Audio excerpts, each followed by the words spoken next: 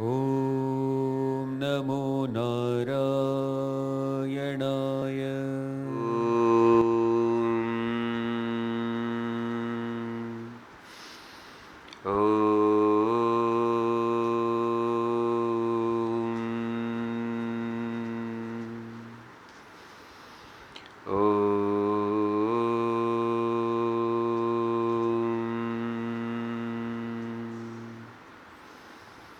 Om Sahana Vavatu Sahanau Bhunaktu Sahaviryam Karvavahai Tejasvinavadhitamastu Mavid Vishavahai.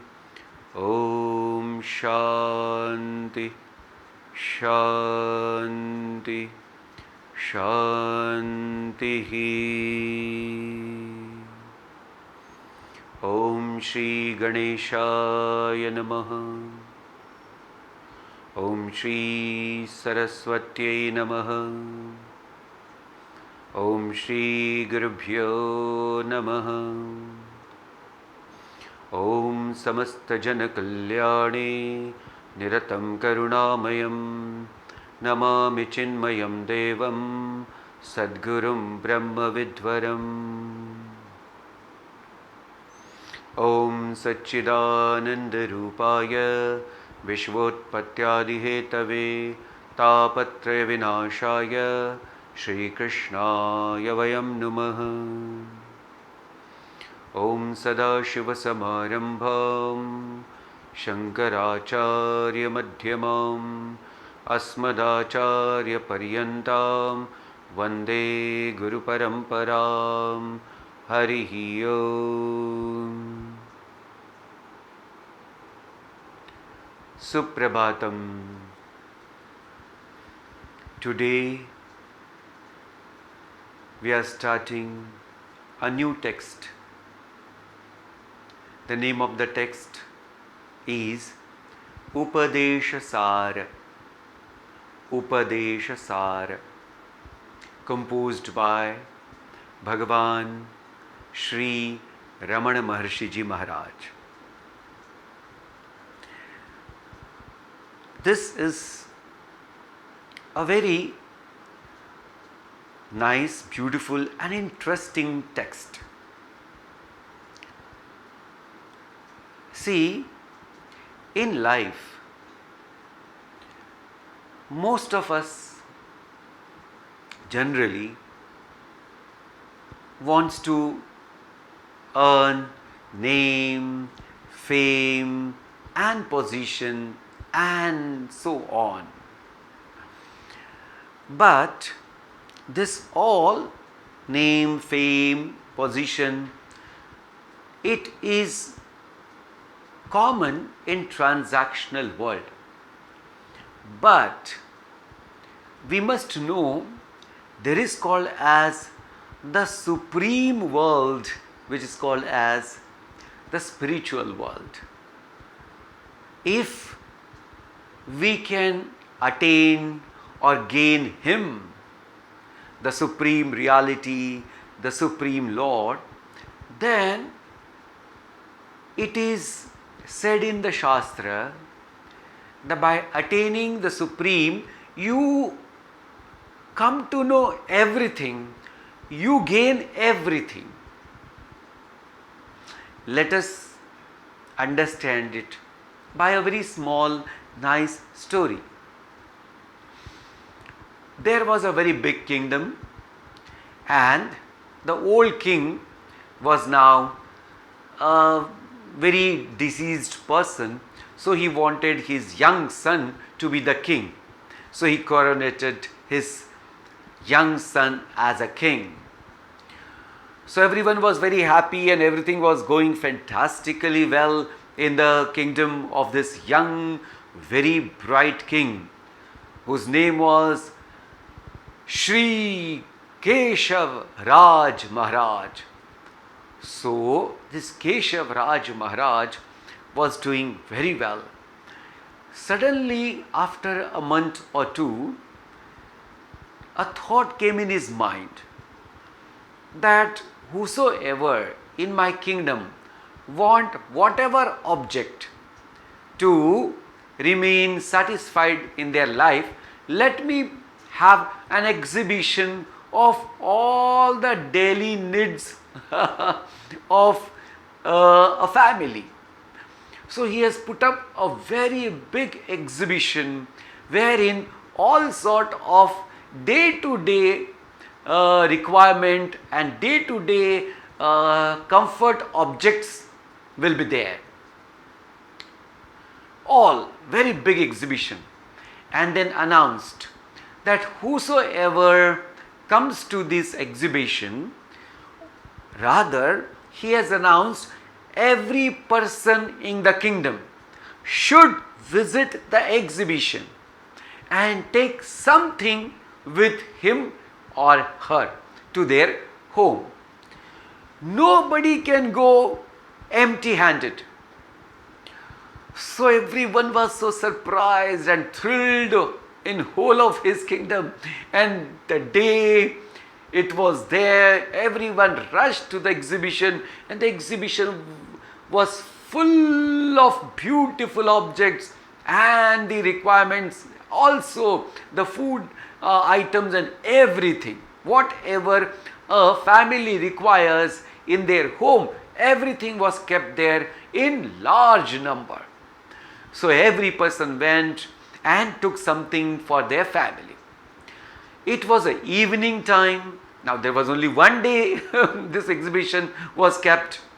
So a very young girl entered the exhibition, and she took a round of all the stalls in the exhibition, and she wanted to exit. It was an evening time. So the watch person, that is called as guard over there, he stopped her that wait, you cannot go empty-handed. You have to choose something, and then only we can allow you to go from this place. Her reply was fantastically sort of different as well as surprising. She said to the guard, there is nothing which I like it here. So I didn't like anything, so I don't want anything from here. That's why I'm going empty-handed. Says, no, it's not possible. Our king has already given us an order that you must take something. Otherwise, we will take you to the king and you have to answer our king. The young girl was fearless. Then she said, yes, I am ready to come with you and stand in front of king. So the exhibition was over, it was locked, and everyone in that kingdom was happy because they got what they wanted to have in their home. But this young girl, whose name was Surabhi, So this Surabhi went to the court of the kingdom. The king was sitting on the throne, and all the guards as well as this girl Surabhi was standing in front of the king now.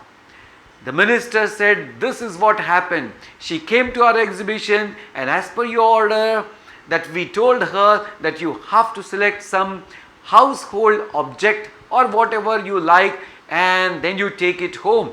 And that's the command. Empty-handed you cannot go out of this exhibition. But to our surprise, she says, I didn't like anything in this exhibition, so I didn't take at all. So the king was also doubly surprised.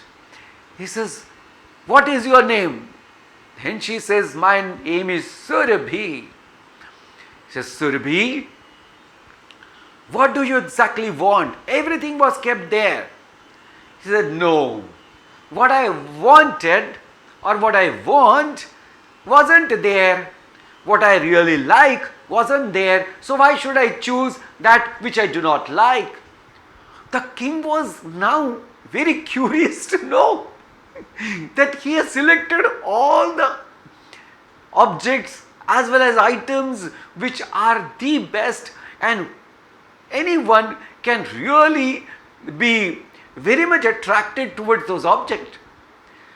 Then he thought for a while, but his curiosity didn't allow him to wait anymore.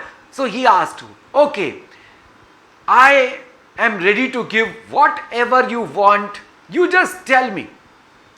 So Surabhi smiled little. She said, are you sure? Now king was more curious that a small, this young girl, and who is asking me, are you sure? This young girl is not that young, that's called she is of a marriage age. So she said, okay, if you are sure, let me tell you my thing or my thought of the mind which I like. And if you are sure you are going to give me, I will tell you right now.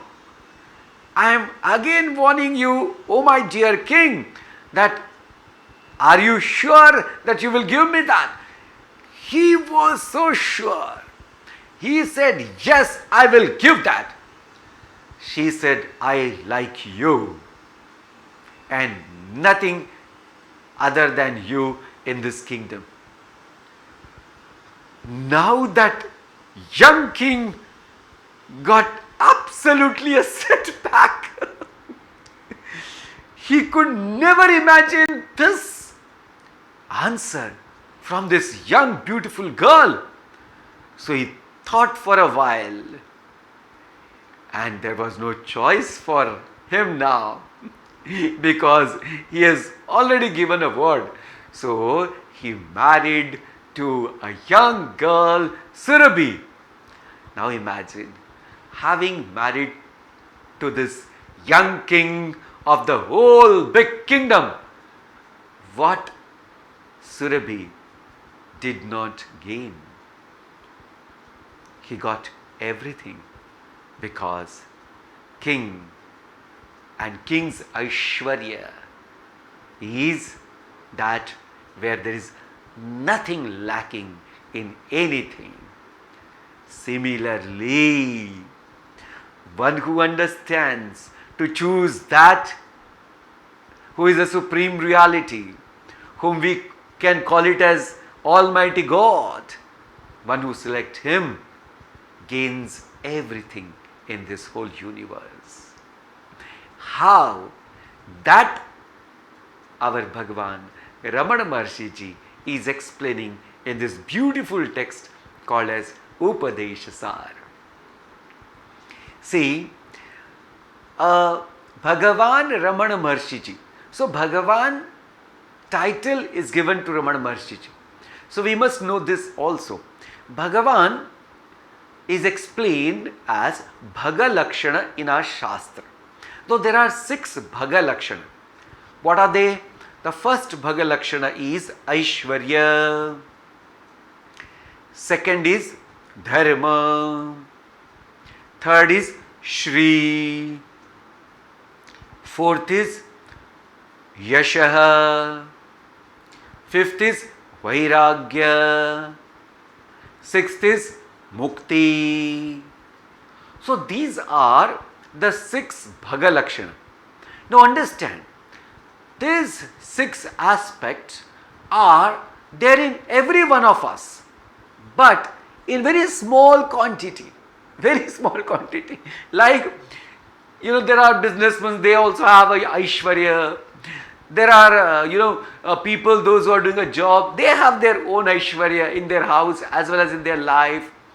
Similarly, they have whatever rules and regulation to follow as per their own understanding of Dharma. So, some rules and regulations of Dharma definitely is there in their life. Then comes Shri, called as wealth. Everyone has something or other, in a small quantity, but everyone has a wealth. Then comes Yashaha, small maybe in the quantity, but everyone gets the success in life some or other way or in some or other fields. Then comes Vairagya. Yes, to the little quantity, everyone has Vairagya because everyone wants to remain healthy and so much. Then they avoid certain things and they do good, right things also. So, avoiding certain things and knowing that why am I avoiding this, this also people have.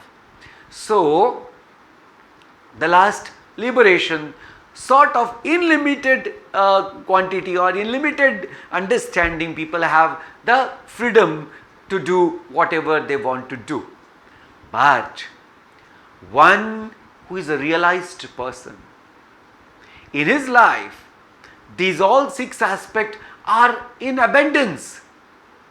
And it was in abundance in Bhagavan Ramana Maharshi Ji's whole personality as well as life. And therefore, this title is given to him as Bhagavan Ramana Maharshi Ji. So, let us now see his life story also, because whosoever is an author of the book, we must know, or we should know rather, the life history of that person. So it inspires us more to read, understand and study the text. Ramana Maharshi Ji, his birth was in, that is the month 30th December year 1879 in a very small village named Tiruchuji village in Tamil Nadu state, and his father's name was Sri Sundaram Undiyar. By profession he was a lawyer. Bhagavan Ramana Maharshi Ji's name was Venkata Ramana, and he was a very meditative child right from the beginning. He had this continuous thought in his mind that there is called as Arunachala mountain, and this mountain is worshipped as an abode of Lord Shivji. Also it is worshipped as the Jyotirlingam. So this thought was going on in his mind continuously, and one day from some of his relative he got this information that this Arunachala mountain is located in Tiruvennamalai. This Arunachala mountain is located in Tiruvennamalai. So when he got this information, the next day he planned for his next step of life. What is that? On 29th August 1896, he took 3 rupees from his elder brother's fee, school fee, and went out of the house. That means literally ran from the house, putting one note that please do not waste your money to find me out, because I am going in search of that supreme reality where I will be absolutely meditating and be with him. Having known this, he wanted to travel to Tiruvennamalai.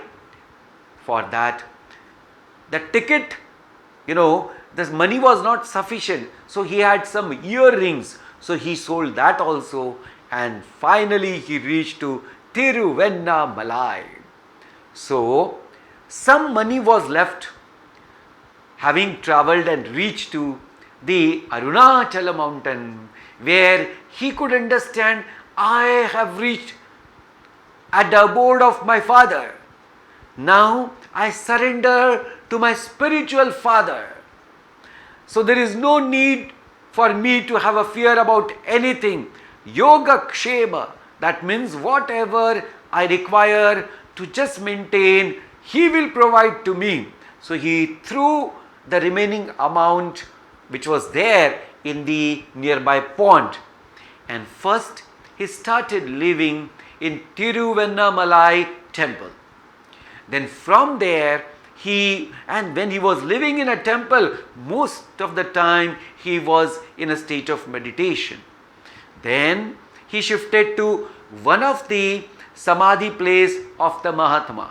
He stayed there for quite a bit long time.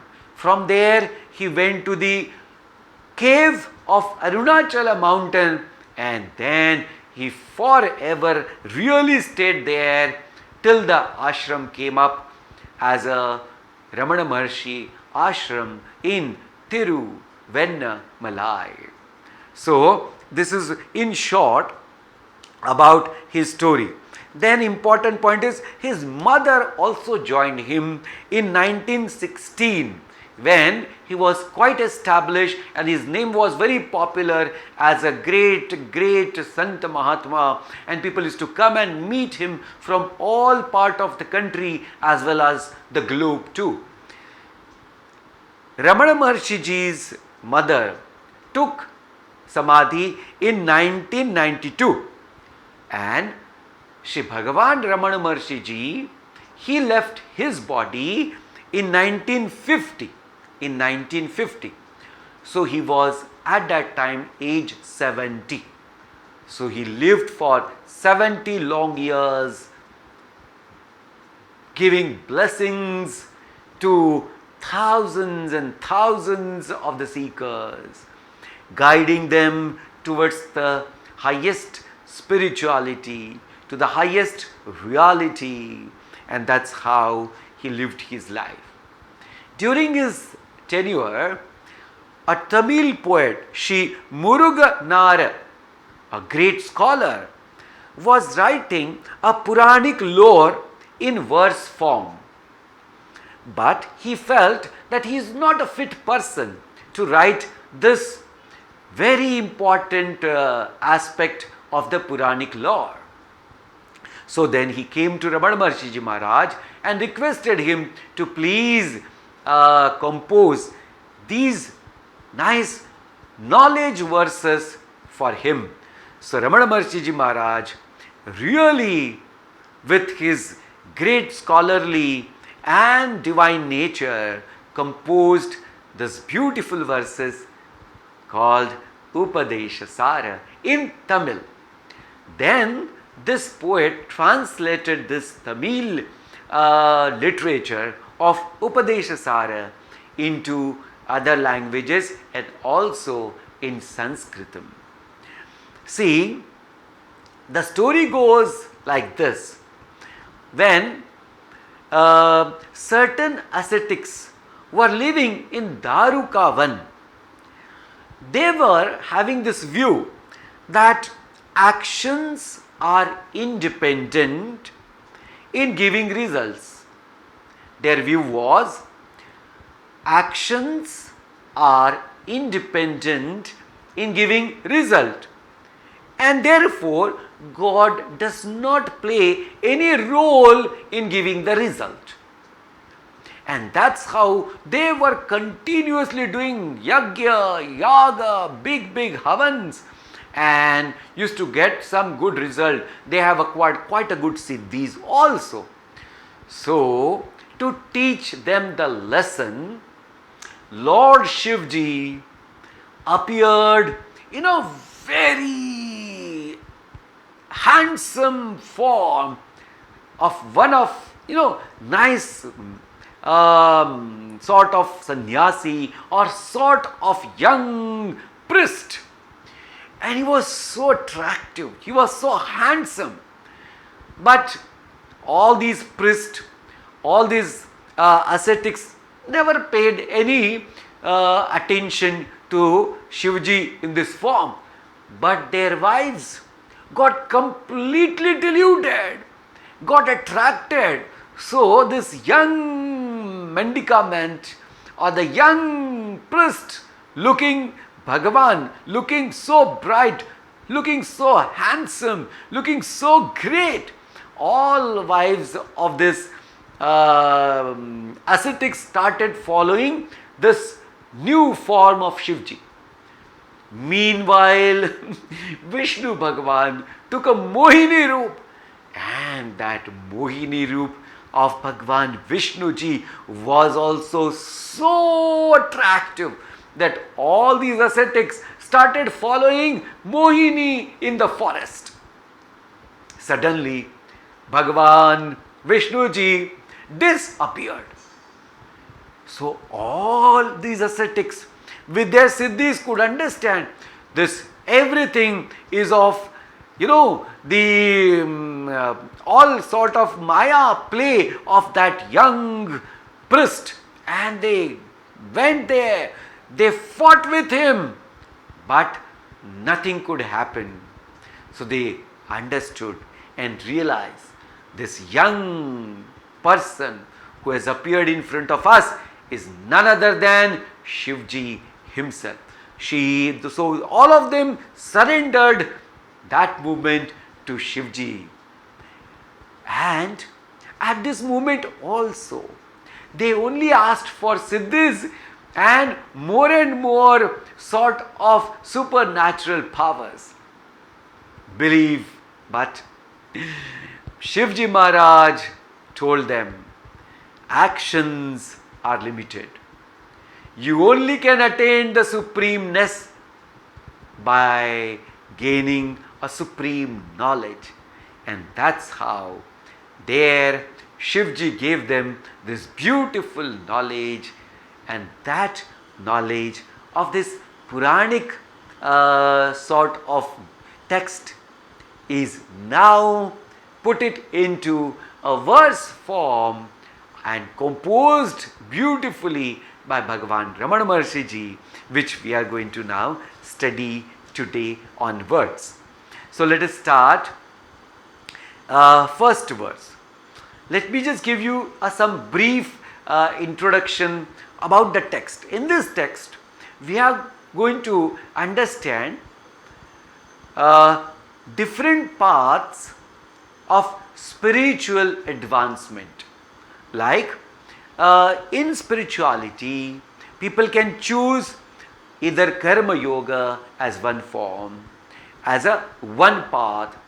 Then some can select bhakti yoga as their path to reach to the supreme. Some can select dhyana yoga, that is ashtanga yoga, to reach to the supreme. And there is one direct path which is called as path of inquiry. This path of inquiry is a path of knowledge. So, what are the important steps? What are the important final level of these spiritual advancement, and how a seeker reaches to the supreme is beautifully mentioned in this text, Upadesha Sara. The first verse. Karturaghyaya prapyate phalam karma kim param karma tajjadam. Once more. Karturaghyaya prapyate phalam karma kim param karma tajjadam. It is said here, Karturaghyaya. Kartuhu, the creator. Kartu means the creator. The whole power behind the universe, that power which sustains, maintains and controls the whole universe. That power is called as here Kartuhu. Agyaya prapyate phalam. By the command of this controller of the universe, phalam prapyate. People receive or get or gain the results of their action. Karma kim param? Karma paramam nasti. Karma jadam iti. So, what it is called as actions. How can action be supreme? Why is it so? Because actions are in the form of jada, called as insentient. So that action which is jadam, how can that action be supreme? So beautifully it is mentioned here, path of karma yoga. So let us again put some more focus on every word of this verse. Karturagyaya prapyate phalam. As Bhagavan Krishna in Bhagavad Gita also said similar beautiful verse where it is said in the second chapter, Karmanye vadhikaraste ma phaleshu kadachana.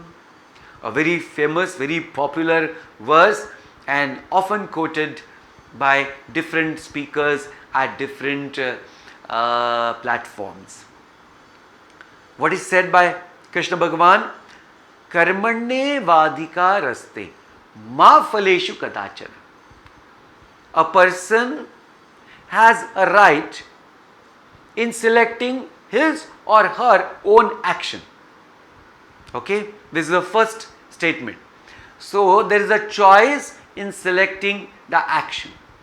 The second quarter says, Karmanye vadhikaraste ma phaleshu kadachana.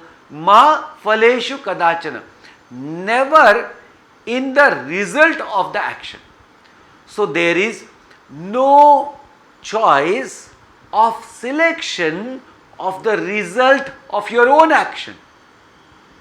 That means the result of the action is coming through someone.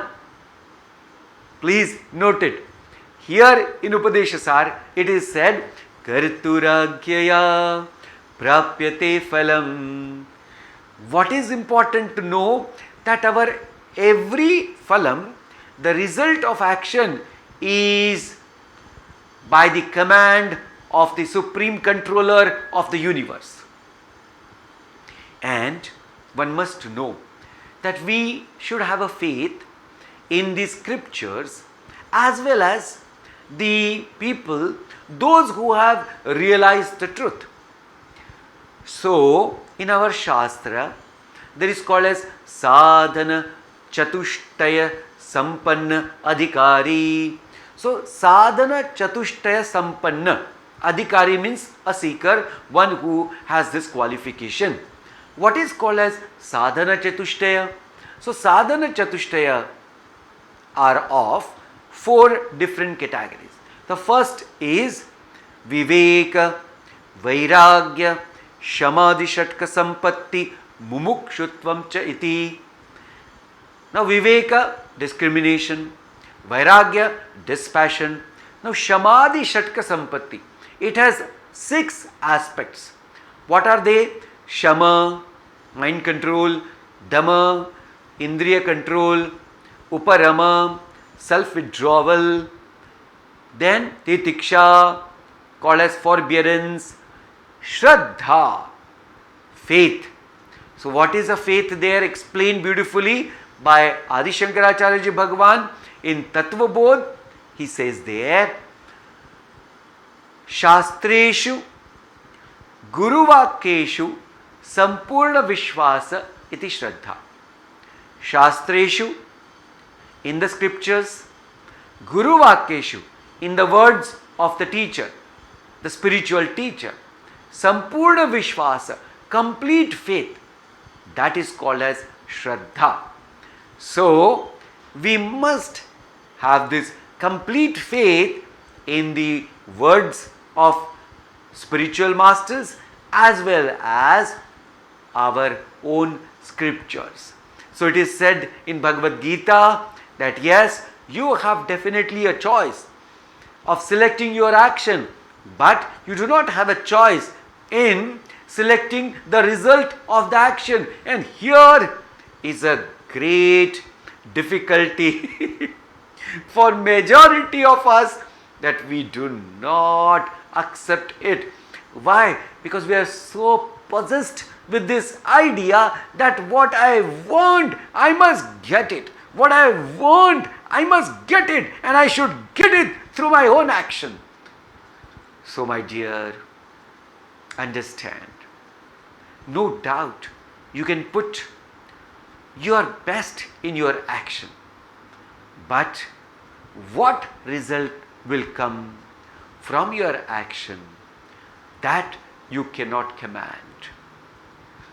This we have all seen and observed in this world, that it is not that what always we want, that what we get.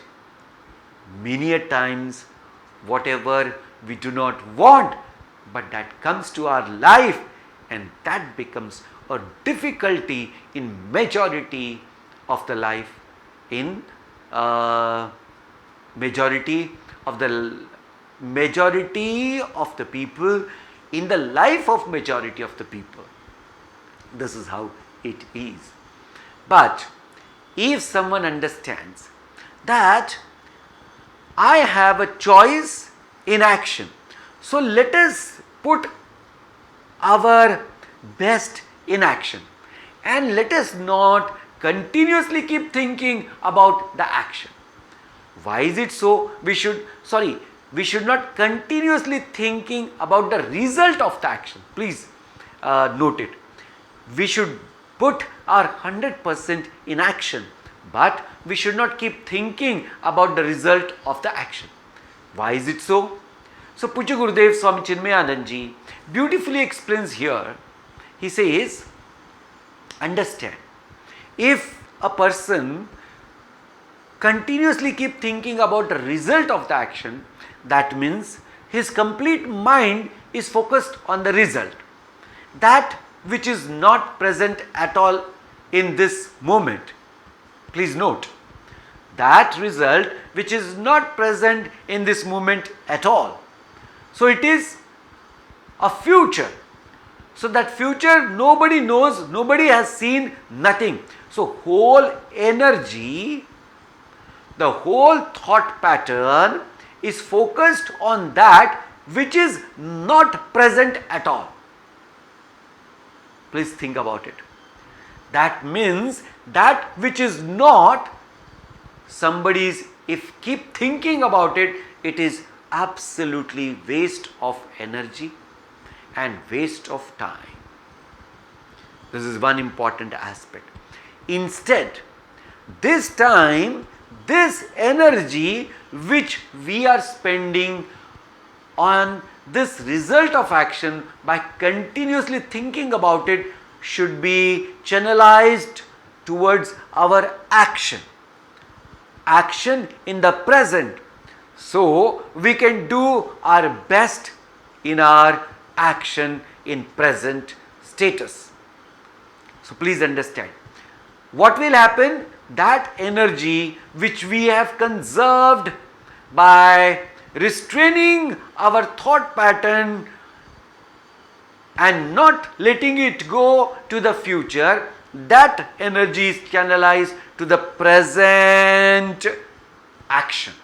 So the present action becomes more prominent thing in our life. Similarly, a mind should not go to the past, because the same thing will happen.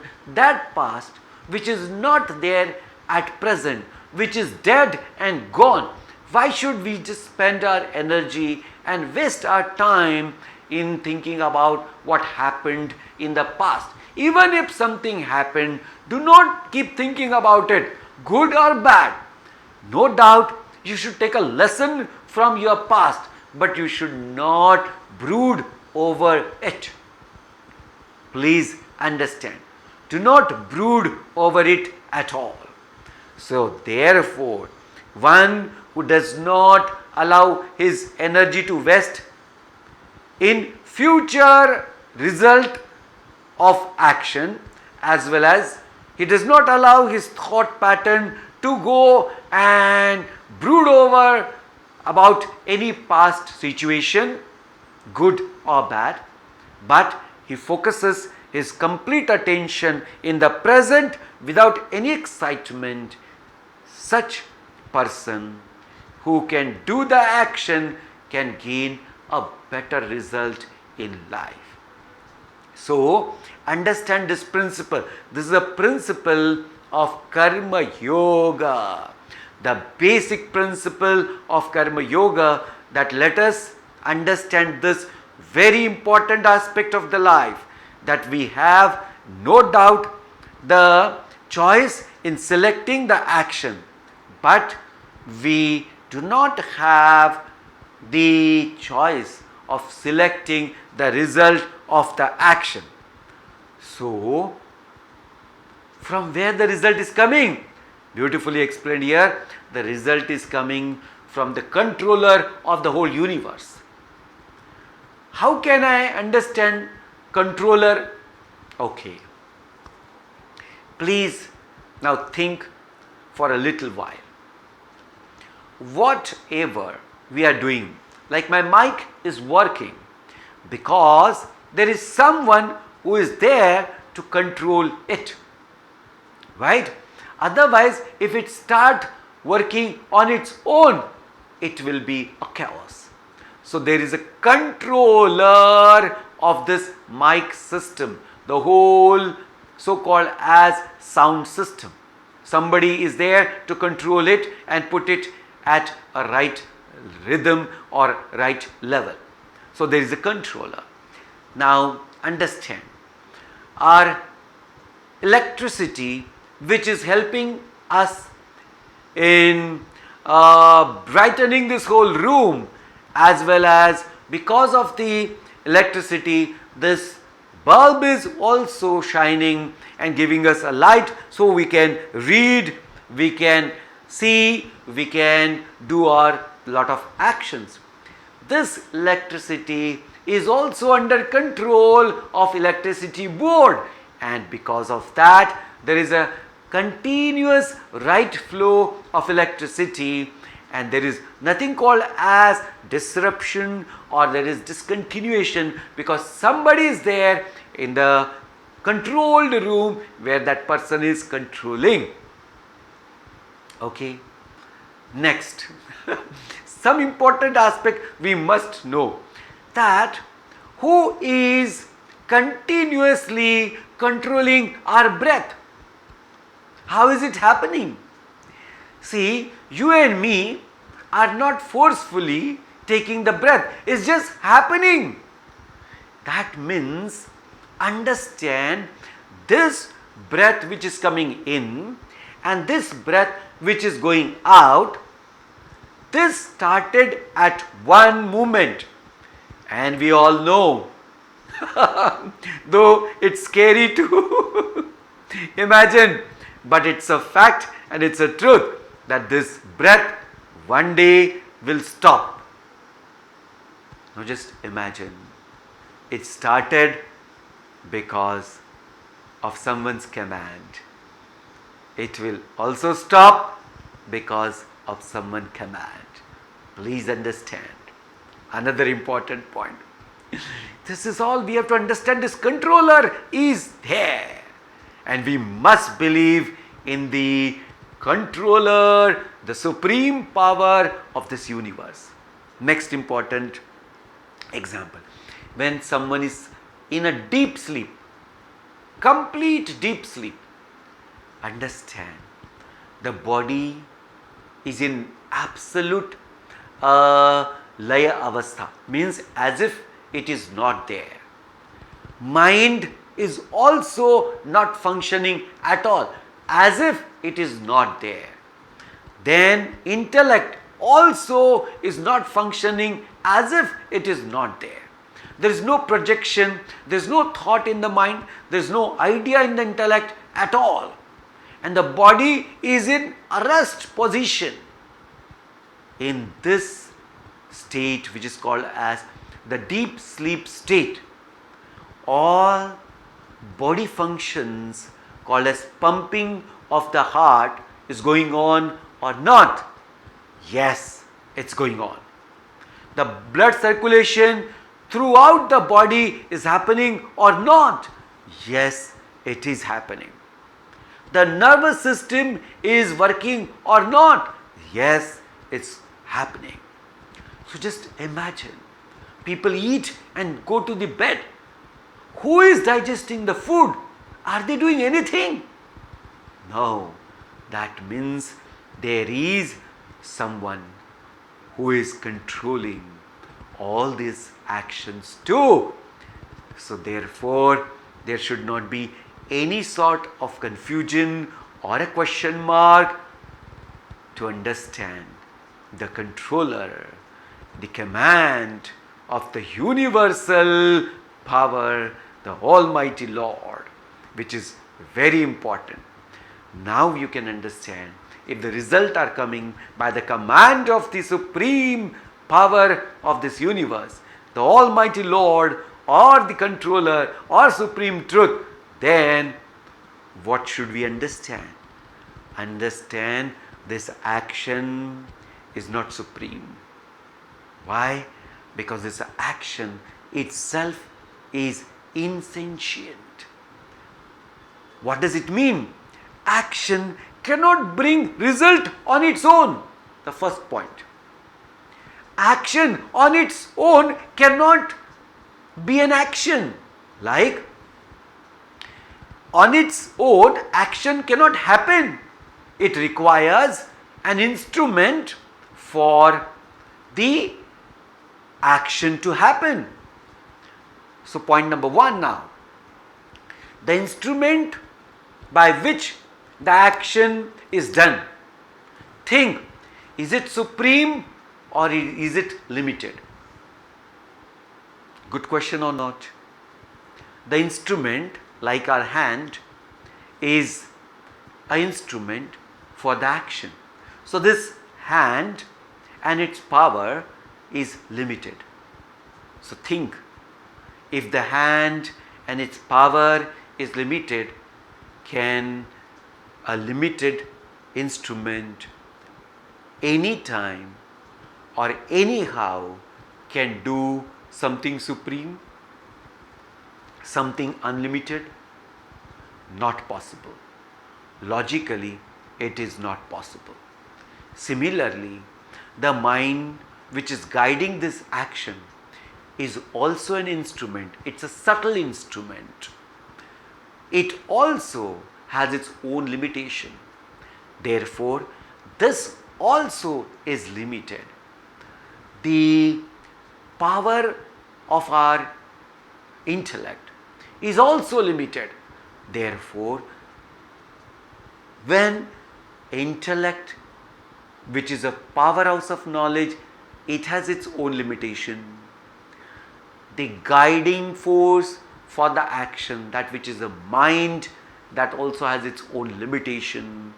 The instrument which is going to do a action is also limited. Now ask one simple question. Everything regarding the action, when it is limited, how can that action be supreme? Yes or no? So we can understand, yes, that action cannot be a supreme. So what should we do? Now it is beautifully said in different way. In the second verse, if we don't understand this principle of the action which is limited, which is not supreme, which cannot be supreme, and if we carry this ignorance and keep doing the action, what happens? Verse number 2.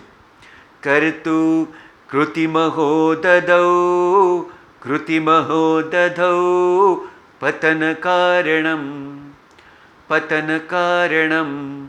phalam shashvatam gati nirodhakam phalam shashvatam gati nirodhakam. It is said, Kruti maho dadau. Udadhau means ocean, a vast ocean. Maha Udadhau, a vast ocean. Kruti, Kruti means action. So, in the vast ocean of action,